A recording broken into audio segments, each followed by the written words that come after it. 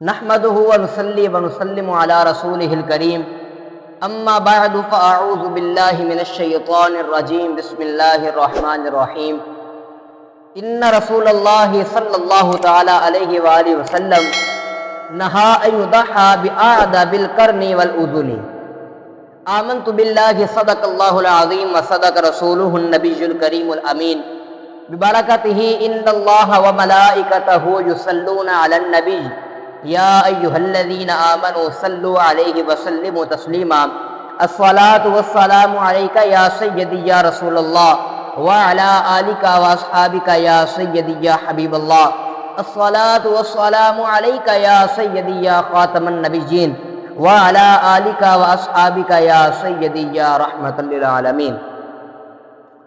صدیق عکس حسن کمال محمد است، فاروق ذل جاہ جلال محمد است، عثمان ضیاء شمع جمال محمد است، حیدر بہار باغ خصال محمد است، اسلام ما اطاعت خلفائے راشدین، اسلام ما اطاعت خلفائے راشدین، ایمان ما محبت آل محمد است۔ سامعین محترم، میں نے آپ کے سامنے ایک حدیث مبارکہ پڑھنے کا شرف حاصل کیا۔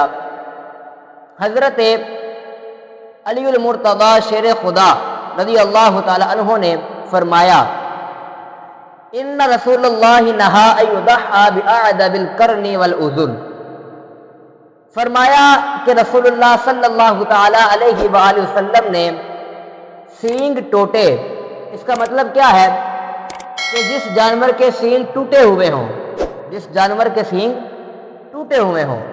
آگے فرمایا کان کٹے جانور کی قربانی سے منع فرمایا، سینگ ٹوٹے اور کان کٹے جانور کی قربانی سے منع فرمایا۔ سامعین محترم، اس حدیث مبارکہ میں ہمیں یہ پتہ چل رہا ہے کہ جانور جو ہے وہ بے عیب ہو، وہ بے عیب ہو۔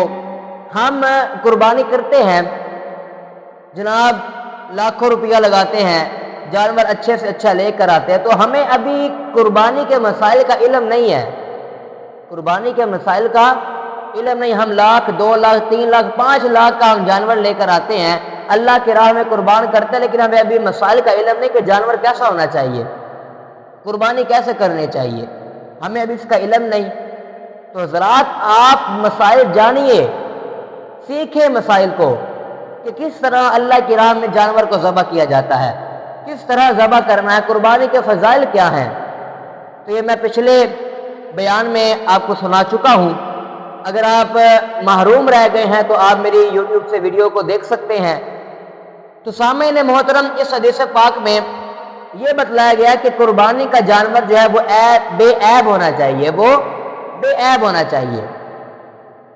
معمولی عیب ہو، معمولی، بعض ذرا توجہ سے سنیے گا، معمولی عیب ہو تو قربانی ہو جائے گی، معمولی عیب ہو، معمولی سمجھتے ہیں نا، معمولی عیب ہو تو قربانی جو ہے وہ ہو جائے گی، لیکن ناپسندیدہ ہے، لیکن ناپسندیدہ ہے۔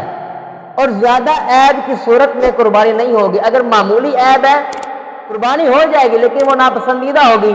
اگر زیادہ عیب ہے تو قربانی جو ہے وہ نہیں ہوگی، اس صورت میں قربانی نہیں ہوگی۔ جس کے، اب سنیے گا مسئلہ، جس کے پیدائشی سے جناب والا سینگ جو ہیں وہ ٹوٹے ہوئے ہوں، سینگ نہ ہو، پیدائشی جناب سینگ ہی نہ ہو اس کے، تو اس کی قربانی جائز ہے۔ جس کے پیدائشی سینگ نہ ہو وہ، اس کی قربانی جو ہے وہ کیا ہے، جائز ہے۔ اگر جڑ تک سینگ ٹوٹ گیا، مکمل سینگ جو ہے وہ ٹوٹ گیا، تو قربانی ناجائز ہے، قربانی ناجائز ہے۔ یہ مسئلے آپ نوٹ کریں، اپنے ذہنوں میں بٹھائیں۔ قربانی کرنا اتنا آسان نہیں ہے، مسائل کو جاننا پڑتا ہے، مسائل کو جاننا پڑتا ہے۔ آگے فرمایا اس سے کم ٹوٹا ہو تو جائز ہے۔ پہلے نمبر پر کیا فرمایا کہ اگر پیدائش سے ہی اس کے جناب سینگ نہ ہو، اس کی قربانی جائز ہے۔ اگر جڑ تک ہی سینگ ٹوٹا ہو تو قربانی جو ہے وہ ناجائز ہے۔ اگر اس سے کم ٹوٹا ہو تو قربانی جائز ہے۔ آگے کیا فرمایا؟ فرمایا کان اور دم، کان اور دم 1/3 سے زیادہ حصہ کٹا ہو تو قربانی ناجائز ہے۔ کان اور دم کا 1/3 سے زیادہ حصہ کٹا ہو تو قربانی ناجائز ہے۔ اگر 1/2 یا اس سے کم حصہ کٹا ہو تو قربانی کر سکتے ہیں۔ اگر 1/2 یا اس سے کم حصہ کٹا ہو تو قربانی کر سکتے ہیں۔ یہ ہے قربانی کے مسائل کے جانور جو ہے وہ بے عیب ہونا چاہیے، اس میں کسی قسم کا عیب نہیں ہونا چاہیے۔ قربانی اچھے سے اچھا جانور وہ آپ اللہ کی راہ میں قربان کریں، اللہ کی راہ میں قربان کریں۔ تو سامعین محترم، اس حدیث پاک سے ہمیں یہ پتہ چلا کہ قربانی کا جانور جو ہے وہ بے عیب ہونا چاہیے، اس کے اندر کسی قسم کا عیب نہیں ہونا چاہیے۔ اللہ رب العزت کی بارگاہ میں دعا ہے کہ خالق کائنات ہماری قربانی کو اپنی پاک اور بلند بارگاہ میں قبول و منظور فرمائے، اور جن کے پاس قربانی کرنے کی طاقت وسعت نہیں ہے اللہ تعالیٰ بھی انہیں اپنے خزانے میں سے رزق عطا فرمائے تاکہ وہ بھی اللہ کی راہ میں قربانی کر سکے۔ وآخر دعوانا الحمد للہ رب العالمین۔